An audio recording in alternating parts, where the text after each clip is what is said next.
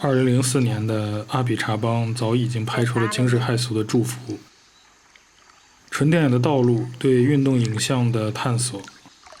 然而2年后的热带疾病，他开始加深对影像内部试点的探索，并且一去不复返，直到集大成之作能召回前世的布米叔叔的诞生。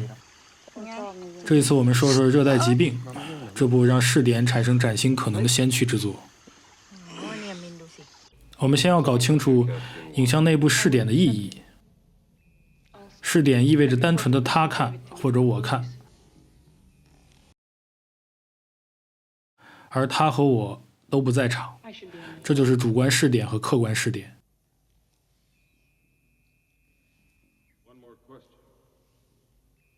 You're watching a stage play. A banquet is in progress. The guests are enjoying an appetizer of raw oysters. The entree consists of boiled dog. 与之对立的是视角，也就是他看，而他就在场。它可以是任何事物，人、生物，有生命的、无生命的，一杯水、一根火腿肠，甚至是风，都可以。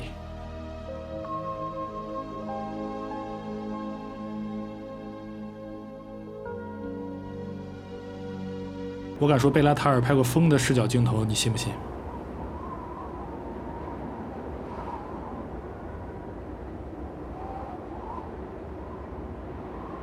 而且视角本身就带有客观意味，相对的，试点却更倾向于主观意味。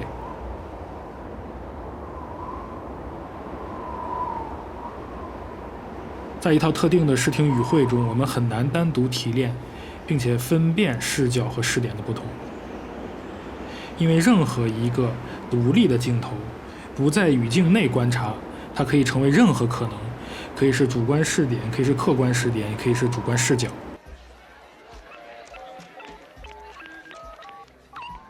比如同一个过肩镜头单独拿出来看，可以理解为他身后人的主观视点，或者是这个人的主观视角，甚至可以是一个全然的客观视点。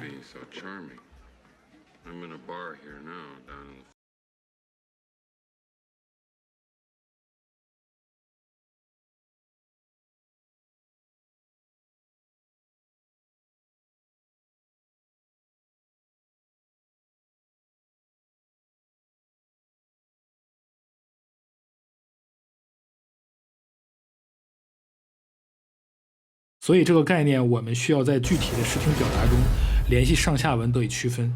相对来说，一部通俗的叙事影像会大量的使用视点镜头和视角镜头的切换来生成文本所描述的固定的空间、动态的表情以及物质关系的联系人物关系的联系等等。它是具备功能性的，这样的转换令影像表层的视觉元素更加多元、更加复杂，连接更加有机。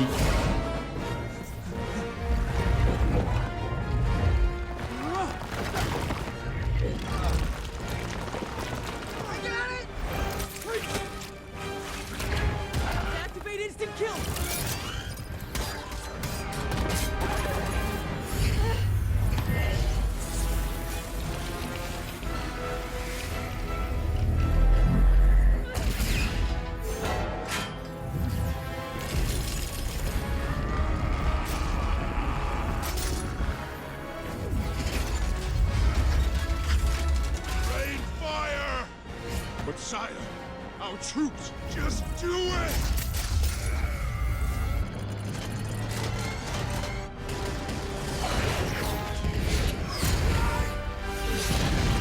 而相反的，从技法属性来谈，艺术电影的视点和视角之间的综合变化并不复杂。一般来说，就使用单一的视点镜头，便可以完成影像的建构。比如一个尝试让摄影机彻底消失的导演侯孝贤，他几乎只使用客观视点来完成影像建构，或者我们可以理解为他并没有在这个层面具备自觉性，毕竟概念本身只是拿来解读或者构建信息的工具，在真正的创作层面毫无价值。我这里引入的视点、视角的问题，也仅仅是为了尝试解读阿比查邦影像设立的通道而已，并不会对创作论有任何的寄予，因为那毫无价值，我也毫无兴趣。另外一个极端的例子是这样，某些种类的记录影像，每一帧都是主观视点。Oh my god! Are you guys seeing this right now? Are you seeing this right now? Are you seeing this shit right now? Oh my god! Oh god! Oh god!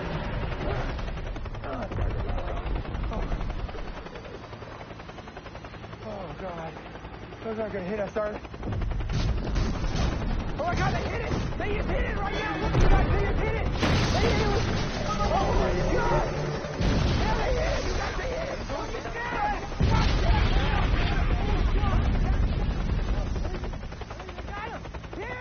Yeah, that's the shit right there! That's what I'm talking about!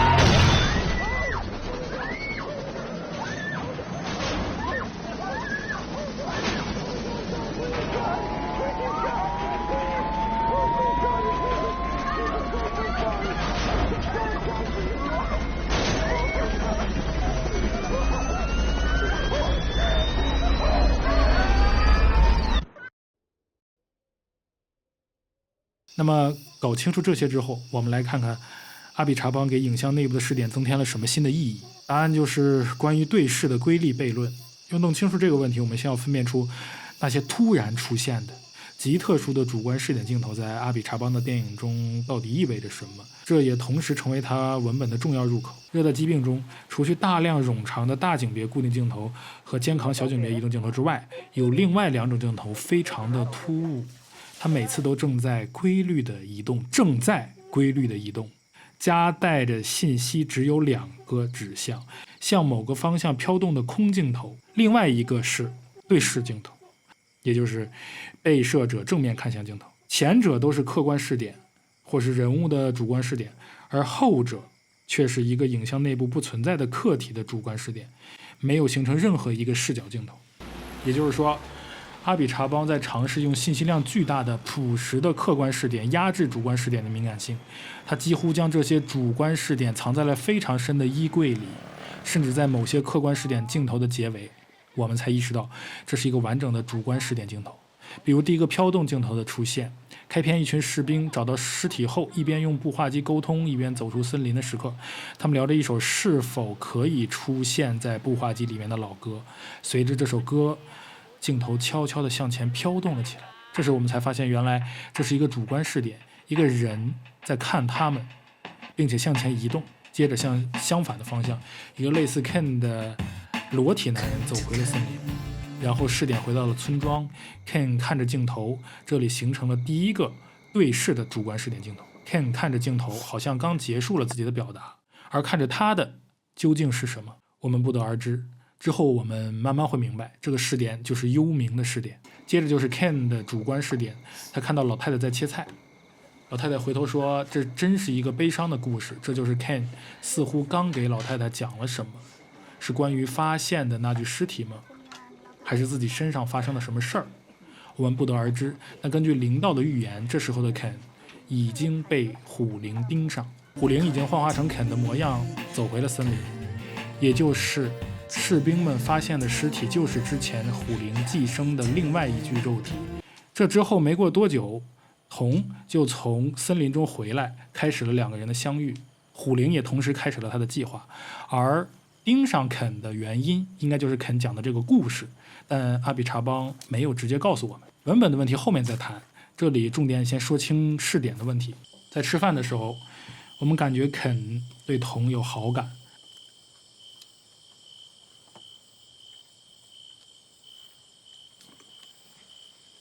他们还谈到了那具尸体，说这具尸体会膨胀变换位置，但其实根据灵道的描述，这个肉体已经死亡，虎灵的灵魂碎片，对，听起来很哈利波特，但的确是这样，已经变成了 Ken 的形态，就是裸体的 Ken。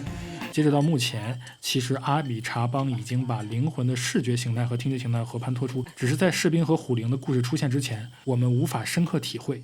目前注意一下这里的灯泡，以及之前徜徉在森林里的步话机声音。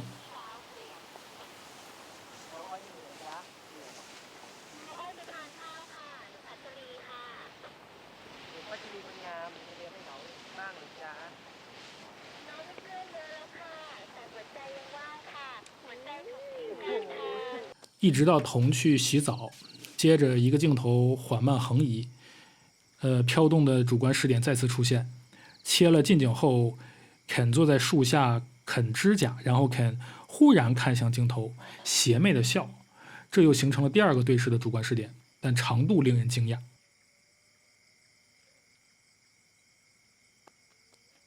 出字幕后，我们发现，原来这是一个引子。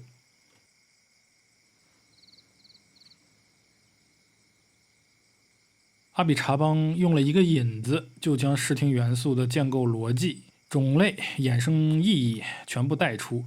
这个引子就像整个电影的坐标器，指引着我们读取一个关于对视的巨大秘密。然后我们再来搞清楚一下文本里的基本问题。其实这个2段式文本内容非常简单。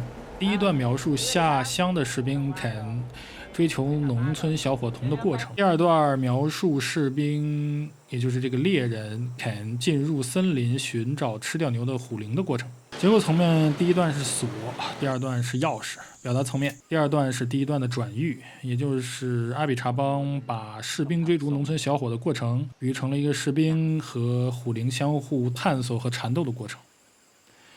更复杂的问题在于这2层之下的东西，这就是冰山之下的那一则寓言。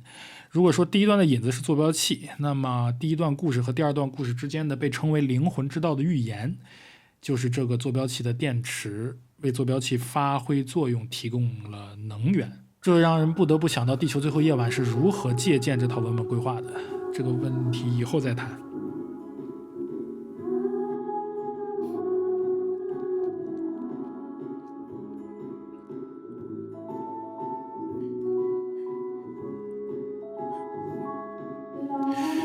灵道的故事是这样的啊，有一个僧人可变化成各种动物，以此技能在森林中徘徊，戏弄村民得以取乐。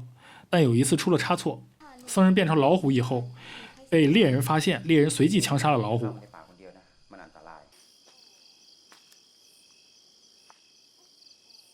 由于肉身已死，猎人无法变回人，也无法变回其他动物，于是僧人就被困在了老虎的尸体中，被陈列在泰国北壁府博物馆中。之后每一夜，僧人的灵魂都会变成老虎，纠缠森林中的。也就是说，当变化成老虎的僧人死亡的一瞬间，就生成了一种新的灵魂物种。僧人不可超度的灵魂和死去的老虎的灵魂融合在一起的一个东西，一种半人半兽的灵魂。这个灵魂被称为虎灵，后期被肯称为怪物的就是它。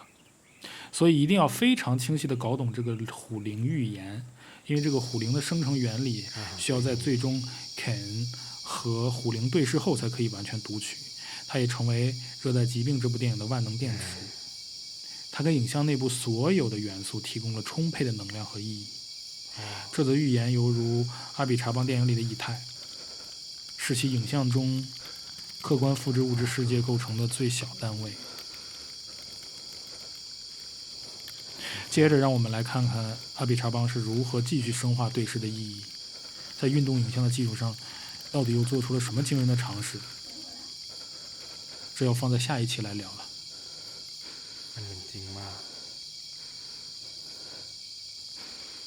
เป็นจริงจนทำให้ข้ามีชีวิตอยู่ได้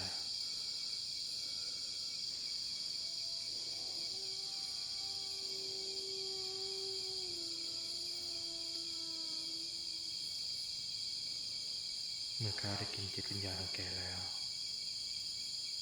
เราทั้งคู่ก็ไม่ใช่สัตว์คนอีกต่อไป